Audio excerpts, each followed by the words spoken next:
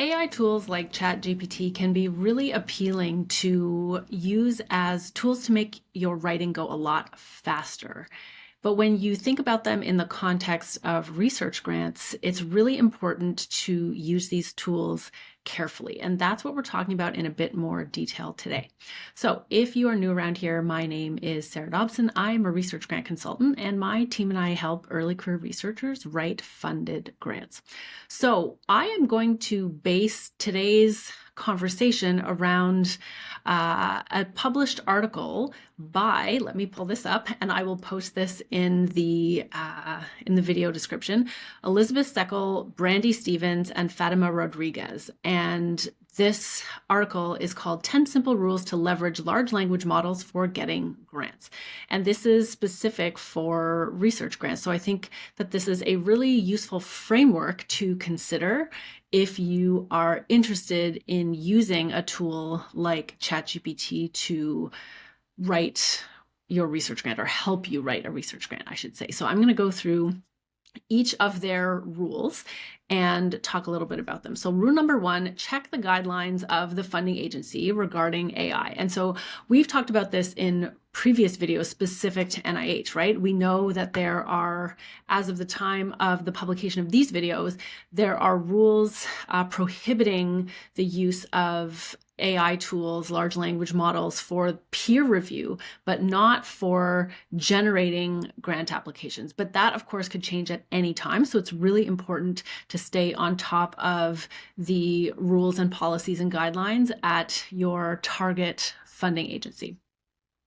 Rule number 2 is consider data privacy limitations. And this rule is about the limitations, or the let's say the freedom that these tools have to take your prompts, take any documents you input, and use them to train the models, right? And again, we've talked about this in previous videos as well. So be really careful about the level of privacy that these tools grant you, and you can always check the settings for whatever tool that you are using. But there's always going to be trade-offs there that are really important to consider if you are using one of these tools to generate any text, because of course any grant application is highly sensitive information. And so again, you always want to think carefully about what you are inputting into these models. And again, that is precisely why agencies like NIH have strict restrictions around using AI in the peer review process, because it's a breach of confidentiality, right? And of course, if it's your original unique idea, you can decide whether you want to put that sensitive information out there. But again, think carefully about how you are using these tools and how much privacy you have when you are using them.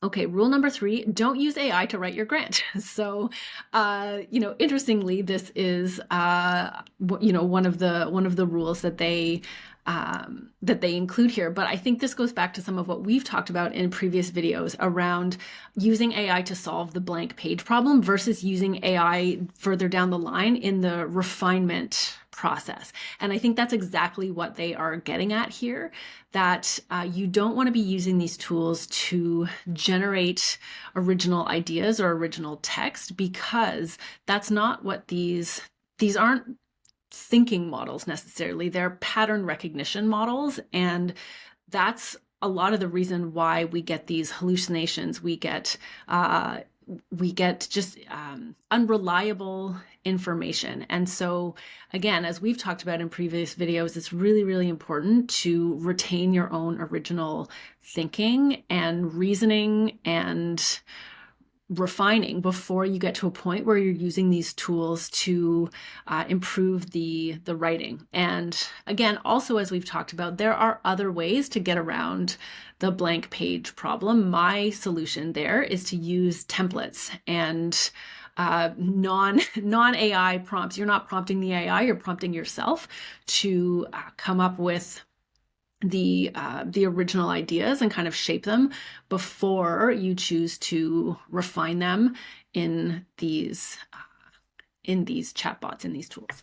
Okay, number 4 is use custom prompts for specific feedback. And this is really about really dividing up this work into smaller chunks and using it to get more specific about a particular piece of text and help you refine kind of bit by bit rather than in its entirety. And that's definitely going to get you better results. The sort of the more constrained or incremental you can make the text that you work with inside one of these tools, it's going to allow you to in one way, kind of stay more on top of what you are seeing and make sure that it stays accurate and true to what you are trying to convey. But it also allows you to see how a paragraph, for instance, can be refined or clarified rather than, say, an entire section where things can kind of get lost. And this brings us to rule number 5, which I think is related to this, and that is fact check everything. And so again, if you're working with a smaller bit of text and trying to refine it, you're able to sort of keep an eye on things a lot better than if you're using or if you're trying to work with a much bigger sort of volume of text or an entire section in a grant application. And that allows you, again, to make sure that you can fact check everything, to make sure that you can ensure the accuracy and the clarity of the information that you want to convey. And again, this fact-checking piece is related to all of the hallucinations that are still really common in the versions of the AI tools that currently exist, right? And I can give you a personal example here. So I used one of these tools recently to help me build out a registration page for a free course that I was offering. And I wanted this to include some testimonials from students who had taken previous versions of this course. And so I uploaded a document that had actual testimonials from prior students. And I said, pull from those to include in this registration page. And it made up entirely new ones. So things that people had never actually said, it just invented them. And I could tell that they weren't real because I knew what was in the document that I had uploaded. I was just doing it as sort of a test to see what would happen. And I kept mentioning that these were incorrect and that they should go back to this document. I pointed to the specific document and said, make sure that you are pulling from this one and using actual quotes from prior students. And still, every time it continued to hallucinate these testimonials. So again, I just want to point out that was relatively low stakes because, of course, I was on top of it and I knew that that these were incorrect, and I could go in and just literally cut and paste from a document that I knew was from, real people who had actually said these things, versus these hallucinated testimonials, hallucinated quotes after I'd repeatedly asked that they pull from a specific place. So again, just to point out, again, in this very low stakes way, it's still possible to hallucinate. And so imagine what could happen in a much higher stakes situation where you are wanting to make sure that information from a scientific paper or your own interpretation of something is used in this document, and it could be done incorrectly. Or of course, we know that it's very possible that these tools can hallucinate citations. So again, you want to fact check everything. You want to make sure that all of the information that you are producing in this grant application is accurate and true.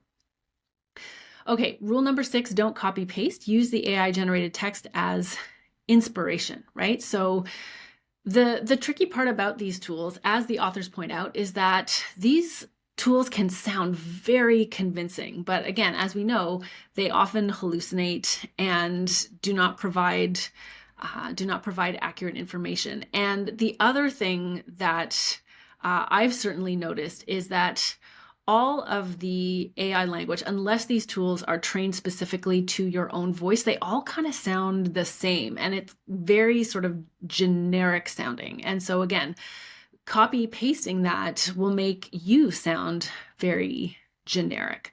But what you want to do always in a grant application, and this goes back to, sort of my core philosophy about grant writing, is that you want to make a human connection with your human reviewer. And so to do that, you need to generate excitement and enthusiasm that you can convey to your reviewer. And so typically, if you've got really generic text that isn't coming from you, it's hard to do that, right? So you always want to use the text as inspiration, not as copy paste. Rule number 7, use this iterative process to become a better grant writer. So I do agree with this. I think that there are ways to use these tools to help you understand how to clarify a particular passage or paragraph in your application and learn ways to simplify the language that you're using so that it is easier for your audience to understand what you're getting at. So I think that these tools can be useful for really understanding how to become a better grant writer. But again, done very carefully, done very sort of incrementally and iteratively, and in a way that I would say is probably more time consuming than what you are initially drawn to these tools for, right? And again, we've talked about this as well in this series about, are you really saving time if you're using these tools? And if you are following these rules, you are not saving time. You're probably taking longer than it would take to generate the text on your own. And ultimately, it might be useful, again, if you're learning new skills, if you are understanding how to modify highly technical language into something simpler to present to your audience, that can be a useful skill to learn. But again, it's a process. You need to learn how to use these tools effectively, and that's going to take time. Rule number 8, use AI for inspiration in developing figures. So again, these tools can be used for figures as well, but the previous rules still apply, right? Fact check and don't copy paste. So use them as inspiration, but don't just copy paste whatever image is generated, again, because you want to make sure that what is created is accurate. Rule number 9, don't forget to interact with humans. Again, I think that this is a really, really important one to keep in mind. You always want to make sure that you have an internal peer review committee that takes a look at your application before it goes in for formal peer review. And so you want to be reaching out to your colleagues, to your mentors, to have them look at sections of your grant to see where you might refine or where you might improve. Right? And rule number 10, and I also highly agree with this, is rule number 10 is play.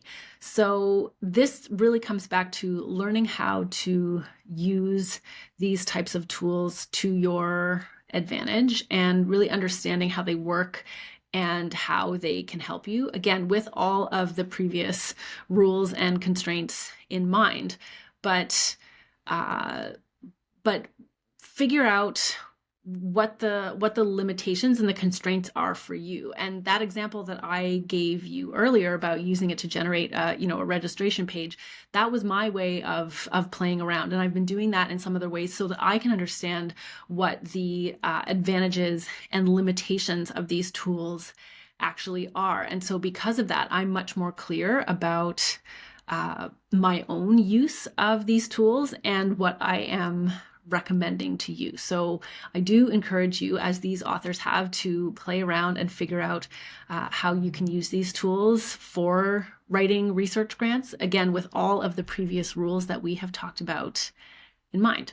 So if you found this helpful, I encourage you to sign up for our free resource library. You'll find a link for that in the video description, of course, along with a link to this paper that I have been referring to in today's video. So if you haven't watched the rest of this AI series, I encourage you to do that as well. You can find it in the playlist. It's probably going to be suggested to you right now, so make sure that you watch these other videos in the series to get a sense of what we are talking about in terms of AI in research grants. And as I've said before, this is the beginning of the conversation, not the end. We will be talking about this for a while.